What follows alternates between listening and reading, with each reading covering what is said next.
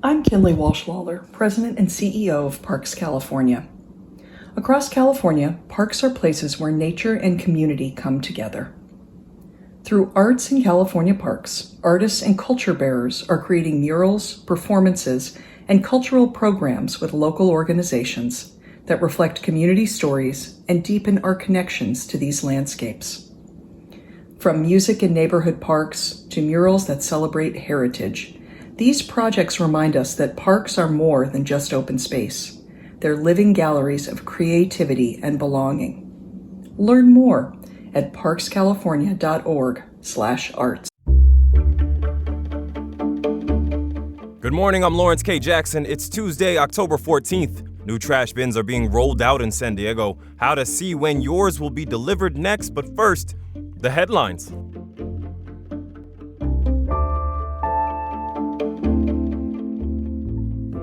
Over 100 local community and business leaders are in Mexico City for the San Diego Regional Chamber of Commerce's delegation trip. It started yesterday and runs through Wednesday.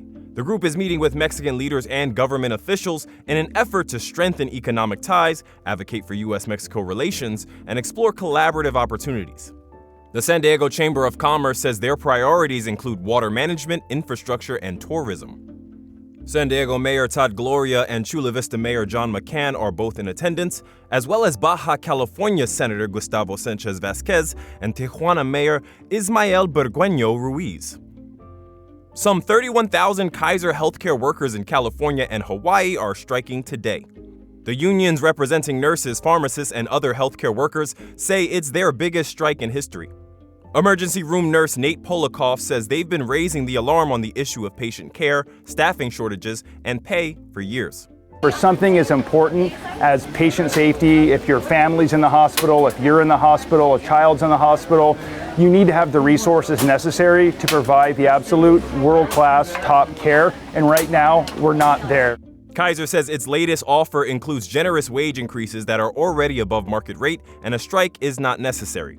If you have an appointment today, Kaiser says don't cancel it. They will call you if rescheduling is needed. The sports business can be rough with a win or bust mindset at times. But maybe what we don't talk about enough is the toll it can take. And for the San Diego Padres' now former manager Mike Shildt, that's exactly why he said he's retiring. He cited the overall grind as well as the mental and physical toll the game has taken on him. Shildt was a coach for 2 seasons and most recently the manager for the last 2 years. During that time, he helped lead the club through back-to-back 90-win seasons, making the postseason in both. The Padres ball club thanks Shildt in an Instagram post as the search for a new manager is set to begin immediately. Before you leave the house, be sure to grab a light weatherproof jacket or umbrella. A short but somewhat substantial rain shower is expected today, as well as strong, cool winds. The National Weather Service says that's because a low-pressure system is moving along the west coast. From KPBS, you're listening to San Diego News Now. Stay with me for more of the local news you need.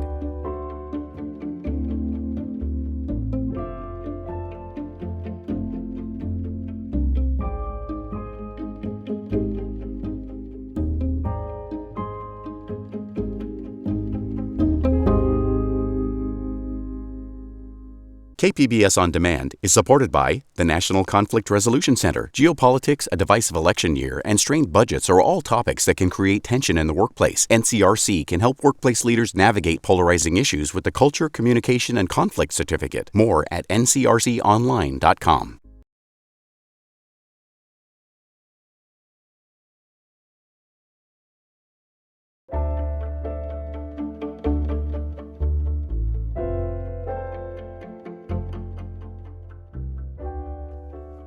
San Diego began rolling out their new trash bins yesterday. Video journalist Matthew Bowler got a sneak peek of the new receptacles. San Diego City Council President Joe LaCava was in La Jolla showing off the first set of new trash bins for San Diegans. LaCava says the passing of Measure B and charging San Diegans for trash collection is what made getting the new bins possible. This is the first on-the-ground step as we modernize collection, improve and increase city services, and make sure we are using 21st century methods to track our work. 225,000 San Diego households are eligible for the new bins, according to the city. If you want to see when your new trash bin is scheduled to arrive, go to sandiego.gov/trash. Matthew Bowler, KPBS News.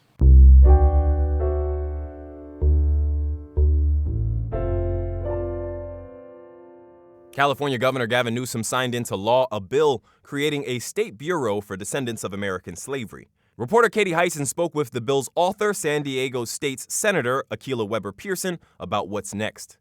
It took more than a century since emancipation for a state to move toward official, comprehensive reparations. We have waited for a very long time, but when California started to move in this direction, we've done a lot of things very quickly. Weber Pearson called the Bureau a home base for running the state's reparations programs.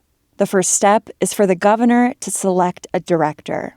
We want to ensure that the person that is selected really understands their historic role and that they have a true vision for where the Bureau will go. She anticipates the search process will take 6 months to a year.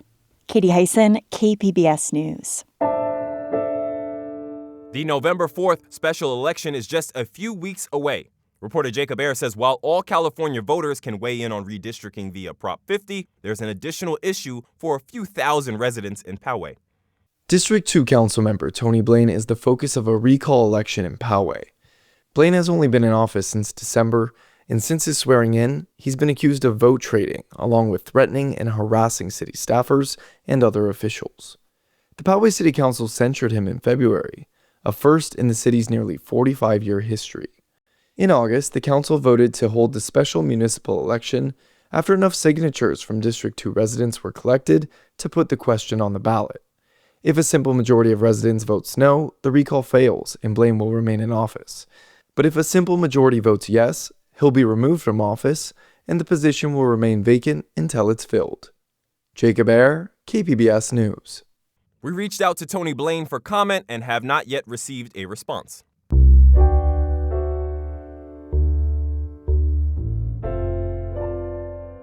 A small group of veterans and local boosters are working to get the 2029 Invictus Games to San Diego. This summer, they made the final 6. Reporter Andrew Dyer has more on what the games mean to these athletes. It's a Wednesday afternoon and a group is playing wheelchair basketball in City Heights. Yes! One of the players is Anthony Pone. He was always a basketball player, but years ago, he lost his right leg in a car accident. The Army veteran thought his sports career was over. That's when he found wheelchair basketball. I thought that the game was over for me. But when I started to play again, it was like, okay, there's a sport. Okay, it's just as competitive, if not more. Such is the power of sports for people living with disabilities. Prince Harry of Great Britain saw this for himself after deploying to Afghanistan more than a decade ago.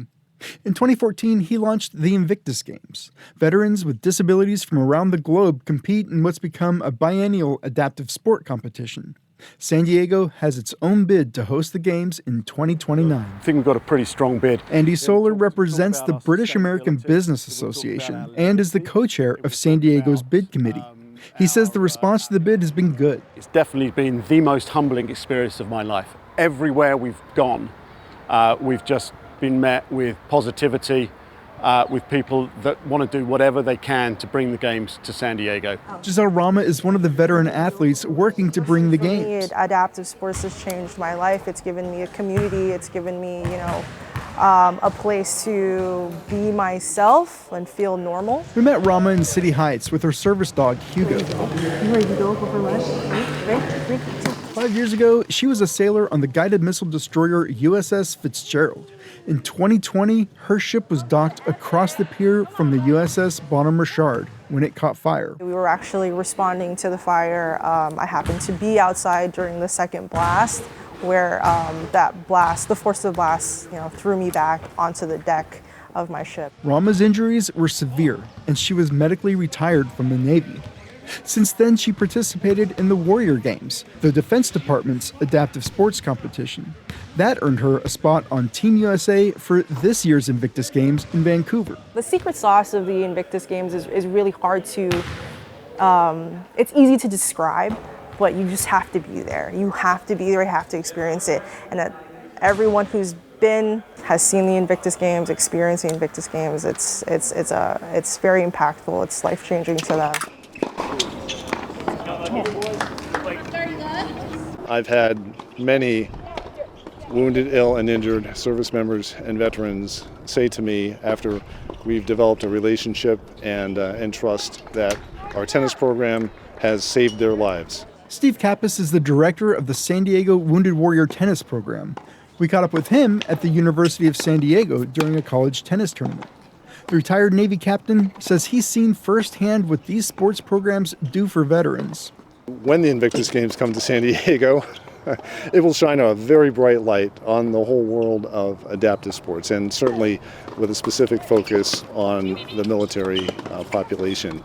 I think it's going to help our community in general understand a lot more about what adaptive sports are about. Bone says hosting the games would mean more opportunities for him to give back.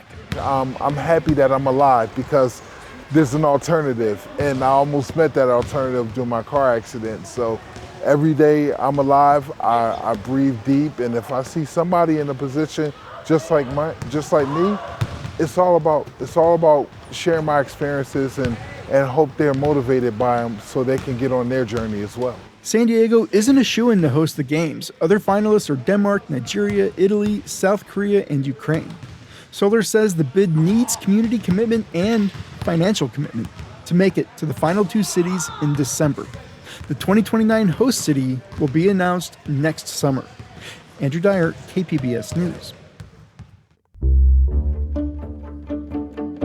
That is it for the podcast today. As always, you can find more San Diego news online at kpbs.org. I'm Lawrence K. Jackson. Thanks for listening and have a great day.